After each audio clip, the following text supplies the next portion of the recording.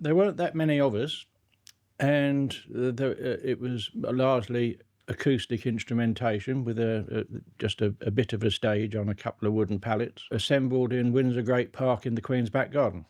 Thames Valley Police fielded 600 coppers who came over the field, and my experience of policing up to that point was, now come along, move along now, or something like that. And this copper walked up to me, and he hit me on the side of the head with a truncheon, and I've still got the scar, just about here. And I fell off my log with my cup of tea, and I've never been the same since.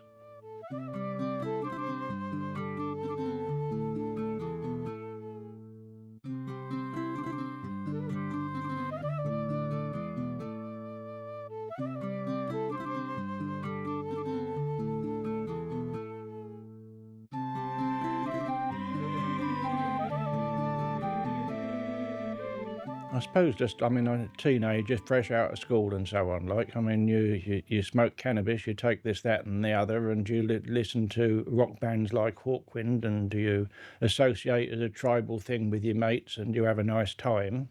Hedonism, to want of a better expression, like. But it don't take too long before you realise that really the idea of culture is how you manage yourself, your family, your tribe, and realising that the state politics, it out there, doesn't give two hoots for you. And the idea of self-reliance, and followed up by anarchy, was about the time that I started to have a bit more historical reading, and I became aware of an outfit called the Levellers, the Diggers, the people that survived the English Civil War and then started to take back the commons and to have a notion of self-reliance and a tribal identity. The mainstream press started to call this anarchy, with a large A and a sneer.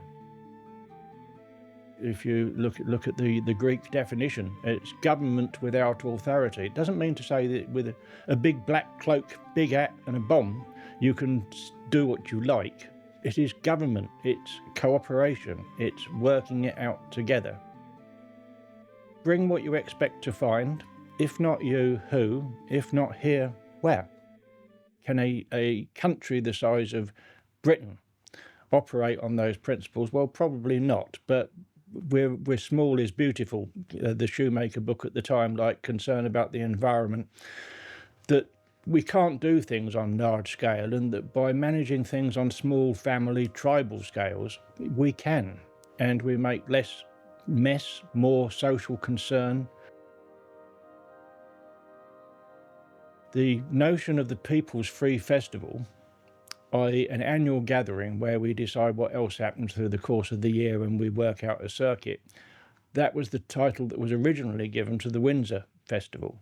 But at the collapse of the Windsor Festival in 1974, that was never repeated in that location. But at about the same time, people started to gather next to Stonehenge. And they were very small gatherings to start with. But because people have always gathered together in small tribal groups at ancient monuments, we wonder what they were for. We don't know whether it's to do with the cosmic elements of things, whether it's to do with the agricultural elements of things, but bloody hell, we know it's to do with the gathering and tribal elements of things. And people have done this for 5,500 years there, and we didn't see why that wasn't appropriate to our lives as well.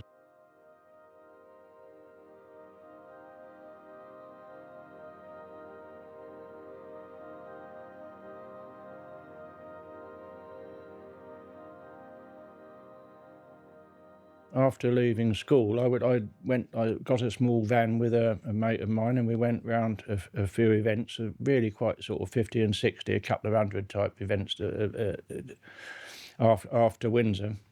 Eventually I ended up in a street of squats in South London, and at about the same time, I'm talking about unconventionality, I joined as an accident ambulance man in the London Ambulance Service, and trained to do that.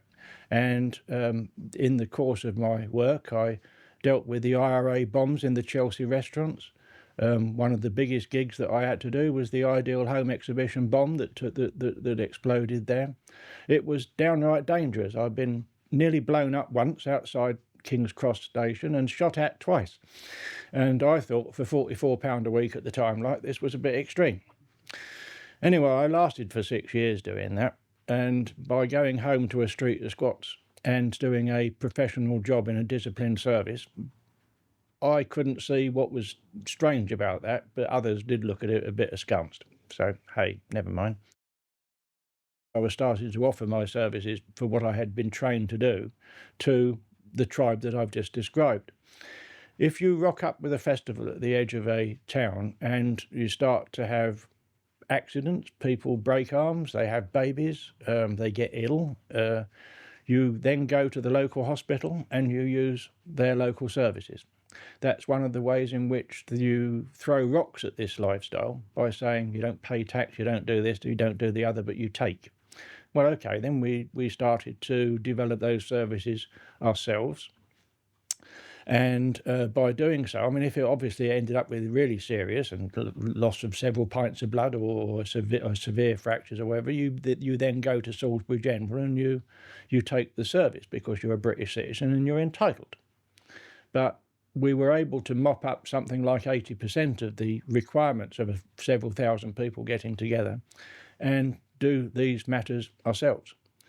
And it turns out that over time, the tribe really appreciated this, and we're able to get others involved from various disciplines to engage with us.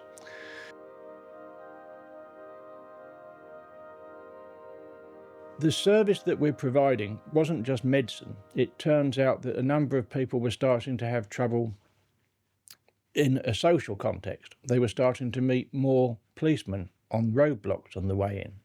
They were starting to be charged with offences and need representation. And it's at this point that the festival welfare services, welfare in the widest sense, started to notice that more people were distressed by the way that they were being treated by society and by the policing than we were starting to be able to cope with. So that's the start of my interest in photography, I have to tell you, that we're not believed in the way that people were just manhandled by violence, by intimidation, by rudeness, by just the way that you wouldn't expect a British citizen to be dealt with by a uniformed officer, but by being a new age traveller, young hippie or whatever, you were thought of something as just what you might have picked up on your shoe and just not dealt with responsibly. So with some photography, I was able to go out, demonstrate this to both the media and to senior policemen, and thought that by some of that early work that I was able to modify what it is that they did. I had the capacity to develop a film in the back of my truck. We'd gone down with some people who said that they were being generally abused and were violent. Policemen were violent towards them. I'd gone down deliberately with this group of people that had said this had happened to them, developed the film in the back of my truck, washed the print in a mountain stream, went down the road with a wet print to show it to the superintendent again, and instantly the police operation changed. This was news to both my community and to the police, and was able to change policing by witness, and I think that's still an important facet of things today. It started by the end of the 1970s to be an exponential growth. The last Stonehenge festival in 1984 was 6-7 weeks long. With Stonehenge in particular, some just visited for the weekend and went back to their work. Some stayed to be travellers. The mix of people from the professions, from the unemployed, from the socially concerned, from the eco types, that we hadn't invented the word environmentalist yet. This is just what people were engaged in their minds, that you tread lightly on the land, you use less, that consumerism is thought a bad thing. By saying that there was 30 or 40,000 people in the field, it doesn't take account of the fact that some people came and went, Glastonbury was occurring down the road over a weekend in the middle of all of this, and you might argue that there was something like 100, 200, 250,000 people flowing through. But that's just the Stonehenge festival. By a certain amount of intelligence and realisation, you can see that by that being one of the bigger free festivals, that's where people get together and think, well, what are we going to do next? And the circuit around the country started to develop. One of the first flags to government to worry about this was 1982, as it turns out, which is when people became called the Peace Convoy. It was a sneer. It wasn't us calling ourselves the Peace Convoy, it was the Daily Mail and the Express and a few others, because of some of the violence that were perceived, i.e. not hippies hitting policemen hitting hippies, and then reattributing who was responsible for all of this. Peace, certainly not. Well, that year they went to Greenham Common, and Greenham Common, of course, was the United States Air Force Station, which Ronald Reagan and Maggie Thatcher had just signed the deal to base the cruise missiles at. And so you had the women peace camp there, you had other people from CND concerned about it, and now you've got these socially aware young people. It's about that time that other people got together and formed an outfit called Cruise Watch. And what that was about was getting in the way of the convoy that used to leave the station and then deploy anywhere in the southeast or southwest of England, such that the Russians couldn't be sure where those instruments were. So suddenly you've got an international political situation such that that was acting under the umbrella of this huge hippie festival. The local services point of view, policing, because really there's lots of law breaking going on when it comes to sex, drugs, rock and roll and all the rest of it. And so it's obvious that something needed to be done for political advantage from the Tories. They realised that Stonehenge was central to quite a lot of what else went on as far as the circuit that developed, and that by cutting off the Hydra's head you might stand a better chance of messing up the rest of it. At the same time, the wheels were coming off politically with the inner city riots, the haves and the have-nots, the economic distress of young people living in squats and not being able to make their way in one way or another. Of course, by the 83, 84, the miners' strike was in full sway. The idea of the flying pickets was invented by this industry, such that you went away from one coalfield to another to support your brothers in the distress that they were having there. And county policing, which is the way that we'd always been policed since the Middle Ages, was starting to fray a bit and not being able to deal with this. So the National Reporting Centre at the 5th floor at Scotland Yard was invented, and they coordinated police operations across the country as a unified military force, without the local, policing by consent of the local county set up. The defeat of the miners, by that means, meant that they'd still got that infrastructure in place, and politics, the Tory government, decided that, well, we could just dismantle this, but what else is outstanding? Oh, look. And that by applying the same strength of operation to weedy hippie families with no violent intent, compared with 20-stone large Yorkshire miners that they were arranged against, it was completely inequitable, and that's where much of the violence started to accelerate to the community around the country. Ambushes on the motorway system, where they diverted people off into the slip roads, and then policemen would, in the middle of the night, with no witnesses, 2 o'clock in the morning or something, as the convoy was going one place to the other, would ambush it, seal both ends, and then come over the embankments and attack people. There was the Nostell Priory in South Yorkshire, where some of the first institutional violence, where, you know, without witnesses, again in the middle of the night, just came over, with no law involved with this. It's just teaching people a lesson and hitting them with a stick until they conform.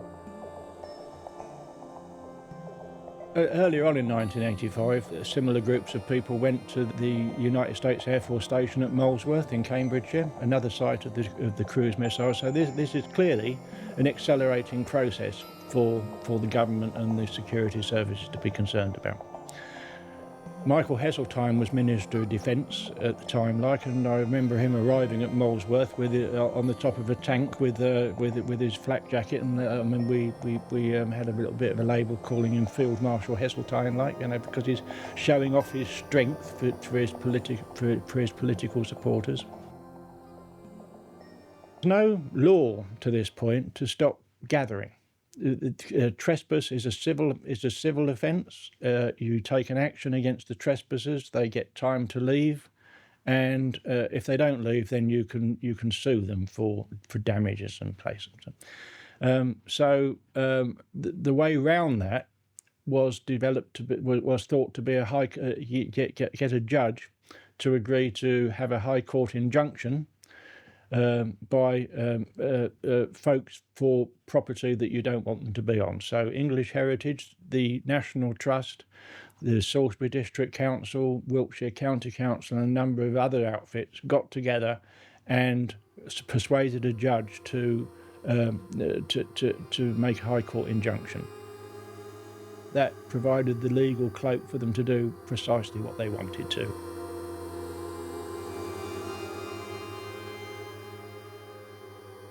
The tribes had gathered with an intention of gathering to Stonehenge. There's a couple of sites beforehand, Long Marsden Airfield in Warwickshire. We'd travelled down from that to Savernake Forest, just on the edge of Wiltshire, there to, near Hampshire, and we'd gathered there the night before. Now we went in convoy the following day, and there's loads of breakdowns. Whenever you get 300 vehicles in a place of various mechanical competence, there's lots of breakdowns, lots of stops, and so on. And one of the reasons for travelling in convoy was not force of arms, but it was to support each other's in their mechanical adventures while trying to move around. So there we are, after a couple of hours trying to go in the direction of Stonehenge, where we start to meet more and more policemen, and they start to say, well, we can't go on, and we say, yes, we can, because there's several of us here, and we intend to go do what we've always done, We're not going to be harming in anybody's way, and the local community are out there with flags and waving at us, for heaven's sakes, as we're going past. We're a curio, we're a circus, we're not a threatening army by any means. But anyway, on the Wiltshire-Hampshire border, several miles from Stonehenge, we were met by 1,600 policemen, enormous numbers of vans and tackle, several ton of hardcore and sand dipped in the road in front of us, and squadrons of policemen running forward and without by your leave smashing windscreens and dragging people out of windows and generally making an assault.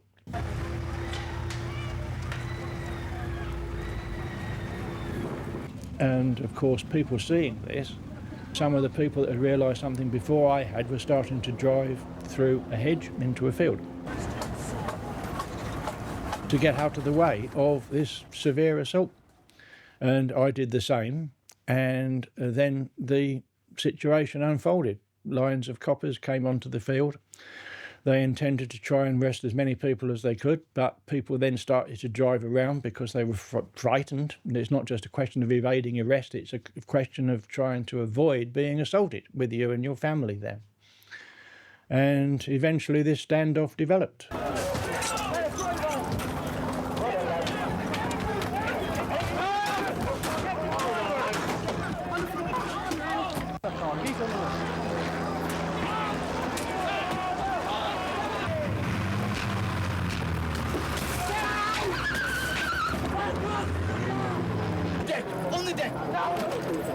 On the deck! Now stretch your arms out. Stretch them out!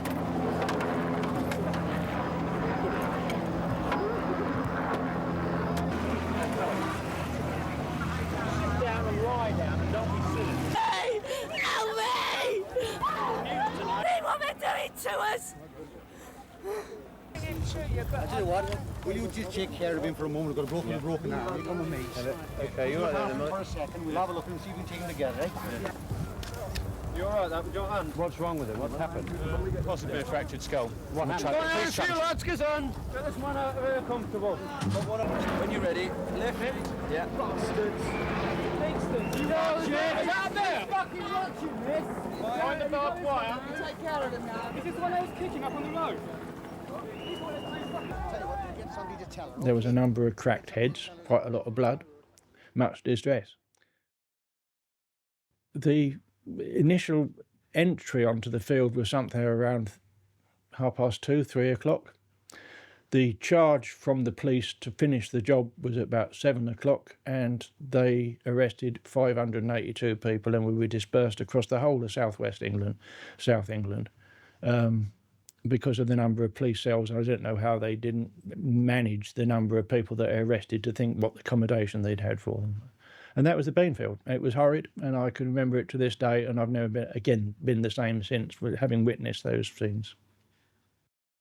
I'm a photographer, and I was one of the few people that actually got work off the field because they stopped the media from witnessing this nastiness, except for Kim Sabido of ITN News, who actually managed to get on the site and do a lot of filming, and of course that's the only film footage that's available for you to see the horror of the day. What we've witnessed in the last half an hour here has been surely some of the most brutal action by police forces in Britain for a long time. Whatever the causes, the end product seemed to be just hitting out wildly by the police, with babies in those trucks and in those buses, and young women with those babies in their arms were hit as well. At one stage, one of the cameramen from Fleet Street was arrested for being on this site. We were pushed and shoved to one side, but the worst of it all was that the people in those coaches who were trying to escape from the police were just grabbed, their windows were smashed, and they themselves were beaten, sometimes senselessly, on the floor. What we later discovered, that the court case, that some of those policemen weren't policemen, they were the parachute regiment of the British Army in police uniform. So it's quite apparent that the law was just being used as a bit of a cloak to come out there and give us a pasting, which is exactly what we got.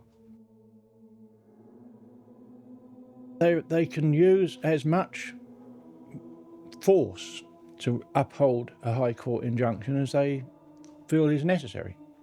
Well, they felt that's necessary, and it just gave them the legal authority to do that, they thought. It turns out that 24 of us took them to court later on, and we had civil action against them for the violence of the day, and we managed to get a hearing in Winchester Crown Court on these matters.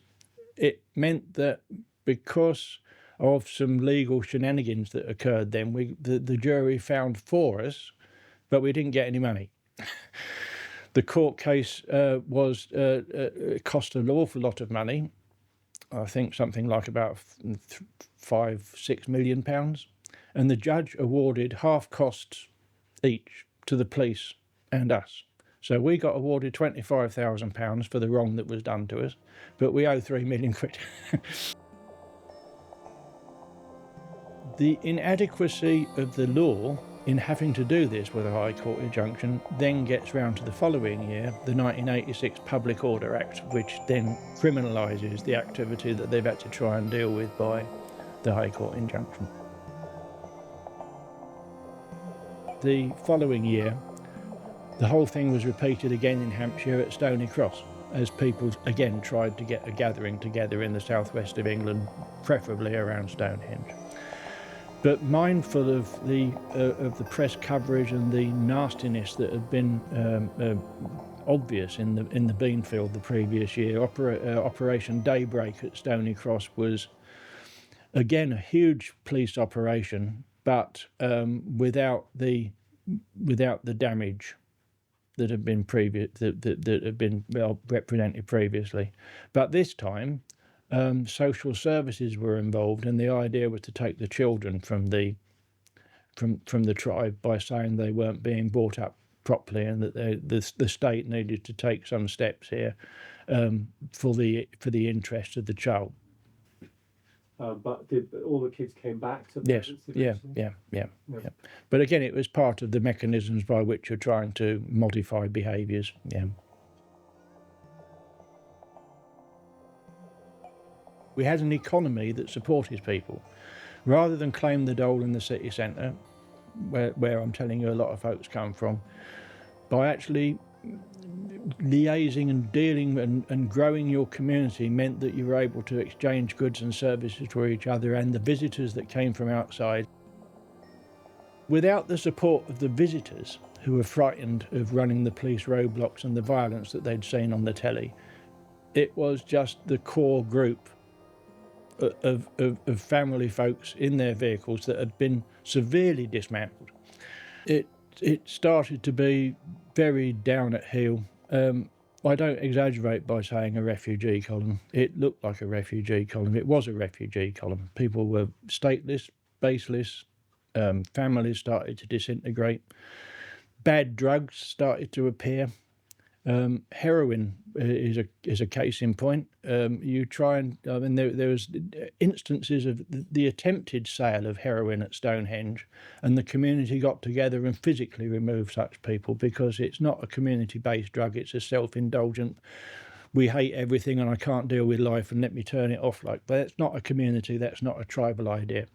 But because of the no hope that was starting to be evident in the tribe at the time, living at the side of a lay-by with no resources, selling bits of a bus to buy drugs, to eventually wander around, no social responsibility, no tribal strength out of all of this. And I survived for another couple of years under these conditions, and again providing services as well as we could through the Travellers Aid Trust and Festival Welfare Services. And by the end of the 80s, I decided I had enough of that association. I'm still interested in alternative lifestyles, or still interested in living in the middle of Wales, of the communities that we had there, Tally Valley, Llywelyn and a few others like. But the peace convoy up to that point was then subjected to the law that I was going on to tell you about, the Public Order Act, 1986, Section 39. If 3 people bring with them 12 vehicles on a piece of land for the common purpose of residing there, then they commit an offence if they don't move when told to. And that was applied to traditional gypsies, travellers, Irish tinkers, Scottish gypsies. I mean, there's various other elements to this that the government intended to try and tidy up, but New Age travellers were at the front end of this. All of this was built on Thatcher's original notions that these people needed dealing with, and the law now criminalised trespass, where in the past, since Elizabethan and beyond times, that people rocked up on a piece of land, common land, wasteland, weren't in anybody's way, and then they moved around and doing that. And so nomadism is a perfectly honourable existence as far as I can see, but the law is now putting restrictions around that. And that takes you up to the end of the 1980s, and it's about that time that I thought, well, I need to polish my own skills, and why I came to Nottingham to study photography at university. So that's my out from that scene at that time. It turns out that by coming to Nottingham and meeting DIY, that I started to get a second wind. It started to become more of a nighttime thing. It's the music, the light shows, the whole thing has started to become 12 hours about from where I'm used to seeing it. And I'm starting to think, I don't think they realise it yet, but what they're doing is getting around the Public Order Act. That if 12 vehicles, 3 people, common land, residing, well, what if they don't reside there? What if they stay up all night and make a racket? And they've just steered around a law to enable a gathering, an assembly to still take place. It's not residing because they're having it large in the middle of the night, so they're not going to sleep then, are they? Although the culture the age, the motivation for gathering has all changed. It's become much more optimistic. It's become much more vibrant than what I've just left. But it's not an alternative lifestyle, because they go back to what it was that they were doing in the city, to work, to live, to play, to whatever, you know. And so the duration of events are still quite short. It's the point at which a few of us, myself included, have hopped the fence. I could see a way of perpetuating things a few years longer than otherwise it was going to, before it all ran in the sand like. So there was a second wind. And because of my own interests and the people that I was mixing with in Nottingham and things, I hopped the fences with an attitude and embraced the new culture. There's a fair number of other people that had infrastructure. They have marquees, they have buses, they have stages, they have the things that you would have generally had an outside gig to do. But you just put up a fluorescent flag on the tent instead of another one. Like, you know, the colour scheme changed.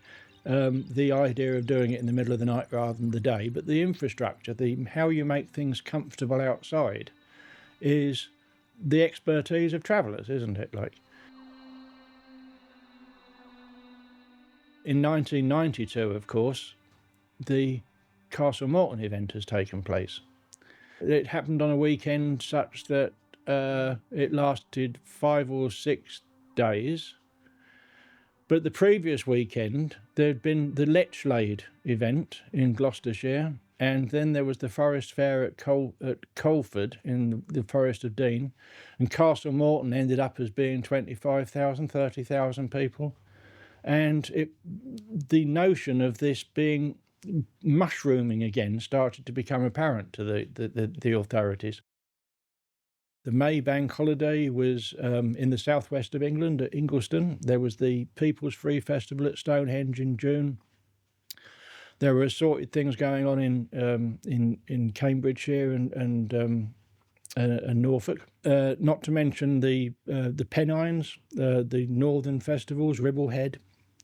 You could almost draw a circle around England into Scotland. And at particular times of the year, you might not know which particular field you're going to, but you know that we resort to those areas. And that's what happened at Castlemorton, which is why it took place. Because for the previous years, it had always been Ingliston, Shedfield Common, Sodbury Common, that particular area where we'd habitually been at that time of year. And so there was the older traditional ones. It was nearby to Bristol and Gloucester and a couple of other conurbations. So people were able to get there at high speed once the site had been established. The police cottoned on to this and started to put resources in those areas when those cardinal points of the traditional calendar had started to occur. I have photographs of sites where you can see that by our cooperation, we've got the main drag, stalls arrive, neighbourhoods develop. If you could get an aerial picture, you can see a cooperation, how you decide where the main drag is. Well, a number of people get together and a main drag forms, and you don't have somebody put up a two-man tent in the middle of the main drag. Otherwise, a truck comes around the corner, runs over the tent, and main drag resumes. At Castlemorton, I went up onto the top of the Malvern Ridge, and with a long lens, photographed aspects of the Castlemorton site. There's no cooperation. It's just people arrive, park, and set up. And you ended up with 4 different sound systems, main big sound systems, like such that it was a bit of an occupation of mine wandering around the site until you got a mix. You haven't had the guidance from the previous generation on how you do an outside event and make yourself comfortable. So the idea was to get past the police roadblock, have it large, and be prepared to move and go away again. Like, the infrastructure of how you make an event such that it's nice to be at, with all the facilities and the services, and you find your way around and so on, completely collapsed.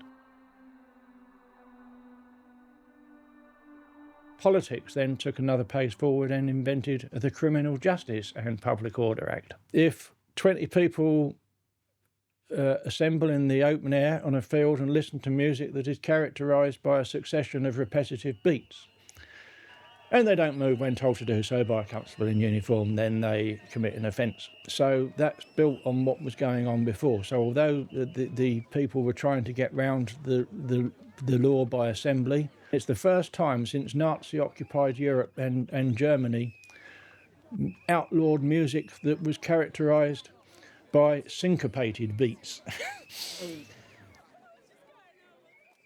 Travellers had travellers have never been the same since the end of the 80s. It was just a temporary thing that they got this second wind by providing goods and services for large-scale raving. And most people that are to do with that as a lifestyle fucked off abroad as soon as they could. All over Europe, you'll find that many of the events that, whether it's Technivals, Dragon Festival, Frequency Festival, they tended to be seeded by expatriate British folks that have buggered off. Like, environmentalism wasn't a label then, and it's become so now. And that many people, although they haven't been able to live in tribal circumstances, still keep the idea of assembly and environment and treading lightly on the land, and that's having concern. And one of the ways that's popped out from the traveller and ravey wavy scene is Reclaim the Streets.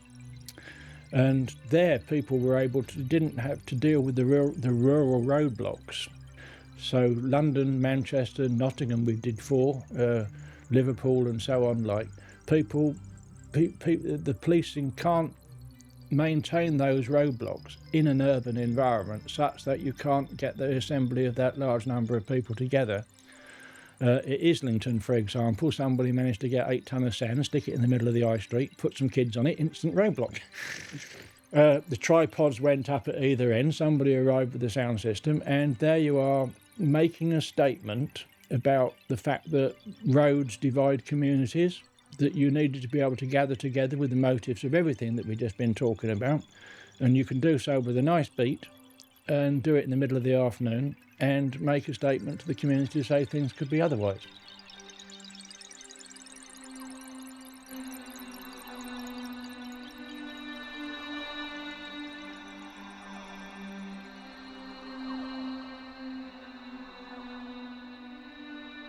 The idea of protest being of people trying to change things because there's an environmental emergency that is now being more widely accepted than it was. So people have got to take individual and social responsibility to do something about it and not expect the government, the corporates, the money of the situation to do it for them. So a bit of self-reliance and a bit of self-explanatory situations and tribal identity, such that we have these concerns and you don't, and we intend to do something about it. I can say, is that not where we started? It's going round again, isn't it? And unfortunately, the clock is so much more urgent than it was in the past. And we were starting to invent all sorts of laws that have got such a disproportionate effect on people that are likely to be objecting to any way that the more right-wing government is starting to have a mind of how social order should be. We don't exist here just to be economic units, to make our way, to grow families and to make the country richer such that everything's fine and wonderful in the garden. How many other aspects of life are there to be concerned about, both in our environmental protection, but in our civil society and what the bloody hell we're doing here as a tribe? What's our objectives? I mean, is it really just to work for the man? And that's what the Tory view of economic success looks like. And if you stand against that, then through the last 50 years of my existence in these communities, you can see in the next chapter unfolding. You hope that government is benevolent to its society, that it's there to represent our best interests and to lock up nasty criminals that rape, murder, pillage and so on, like, and that you want authority to enable you to make your way with your neighbourhoods, with your friends, and to have a good life. But with a surveillance state, the facial recognition systems, ANPR, the community internet surveillance, the state gets to look for all the nasty people amongst us and can fish them out. Well, that's good, isn't it? But if the state changes its complexion and isn't as benevolent as we like to think British society is at the moment, and a more Nazified government becomes in power in the future with those tools, I don't think it takes too much imagination to think that that's so much social control that anything that an authoritarian government doesn't want you to be engaging in, you won't be engaging in it. With an all-seeing, all-powerful 1984 George Orwell type situation, and being a bit of a libertarian here, I want to rail against it and do so, and I hope others join me. Like, while we're separated and continually divided and continually broken up and continually dispersed, it means that we're a bunch of individuals doing our best, which is nowhere near the capacity that we have when we're together.